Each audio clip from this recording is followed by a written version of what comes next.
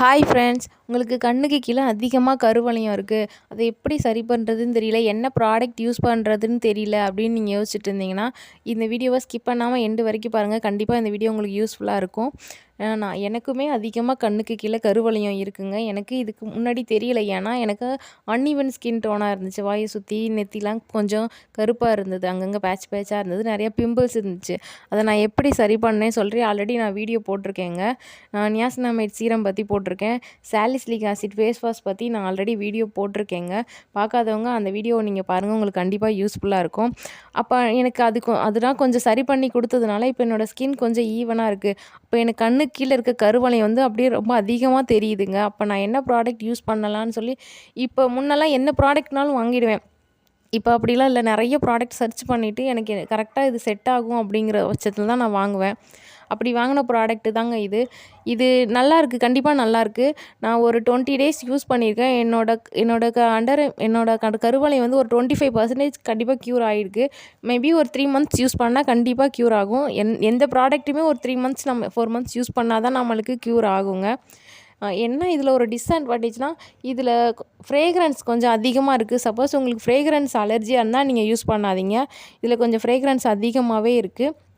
மற்றபடி ஃபஸ்ட்டு ஒரு 2-3 times use பண்ணும்போது கொஞ்சம் இரிட்டேஷன் இருக்குது கண்ணுக்கு கீழே. மற்றபடி அந்த இரிட்டேஷனால் எந்த ஒரு அலர்ஜி எதுவுமே ஆகிறது இல்லைங்க. மற்றபடி இது நல்லா இருக்குங்க. இதில் ரெட்டினால் இருக்குது, கெஃபைன் இருக்குது. இது கண்டிப்பாக நம்ம கருவளையத்தை நல்லா குறைச்சி கொடுக்கணுங்க. இது ஒரு 30 கிராமுங்க. நான் வந்து 400 எம்ஆர்பி ஒரு 320க்கு பர்பிளில் வாங்கினேங்க. நான் எப்பயுமே சொல்கிற மாதிரி நீங்கள் நைட் டைமில் பர்பிளில் ஆர்டர் பண்ணுங்கள். கொஞ்சம் ஆஃபர் அதிகமாகவே இருக்கும். இப்படி இந்த அண்டர் ஐ க்ரீம் நமக்கு ஒரு 1 இயர் வரைக்கும் இருக்குங்க. ஏன்னா நம்ம கொஞ்சமாக தானே எடுத்து யூஸ் பண்ணுறோம். இப்போ நான் ஓப்பன் பண்ணி காட்டுறேன் பாருங்கள். இவ்வளோ இருக்குங்க. நான் ஒரு 20 டேஸ் யூஸ் பண்ணிட்டேன். இவ்வளோ தாங்க கம்மியாக இருக்குது. ஏன்னா நம்ம கொஞ்சம் நைட்டு மட்டும்தாங்க நான் யூஸ் பண்ணுவேன். ஏன்னா இதில் ரெட்டினால் இருக்கிறதுனால நம்ம பகல் டயத்தில் யூஸ் பண்ணால் கண்டிப்பாக இன்னும் கூட அதிகமாகிடுங்கிறதுனால நான் நைட்டு மட்டும்தாங்க யூஸ் பண்ணுவேன். ஆனால் பகல் நேரத்தில் கண்டிப்பாக சன்ஸ்க்ரீன் யூஸ் பண்ணுங்கள். இல்லைனா இன்னும் ரெட்டினால் இருக்கிறதுனால இன்னும் நம்ம கண்ணு கீழே ரொம்ப கருப்பாகிடுங்க. இதை நைட் டைமில் கொஞ்சமாக எடுத்து 2 கண்ணு கீழேயும் வச்சு லைட்டாக மசாஜ் பண்ணிவிட்டு அப்படியே போய் தூங்கிடுங்க. சீக்கிரமாக சரியாயிருங்க. ஒரு 3 மந்த்ஸில் சரியாயிரும். நமக்கு சீக்கிரமாக இது மெர்ஜும் ஆகிடுங்க. ரொம்ப தேய்க்க தேவையில்ல. கொஞ்ச நேரத்துலேயே பாருங்கள் நல்லா பிளெண்ட் ஆகிடுங்க. நம்ம ஸ்கின்னோட ஈஸியாக மெர்ஜ் ஆகிடுங்க. நல்லா தண்ணி குடிங்க, நல்லா தூங்குங்க. கண்டிப்பாக சீக்கிரமாகவே சரியாயிடுங்க. உங்களுக்கு ஃப்ரேக்ரன்ஸ் அலர்ஜியாக இருந்தால் கண்டிப்பாக நீங்கள் இந்த ப்ராடக்டை வாங்காதீங்க. உங்களுக்கு ஒத்துக்காது.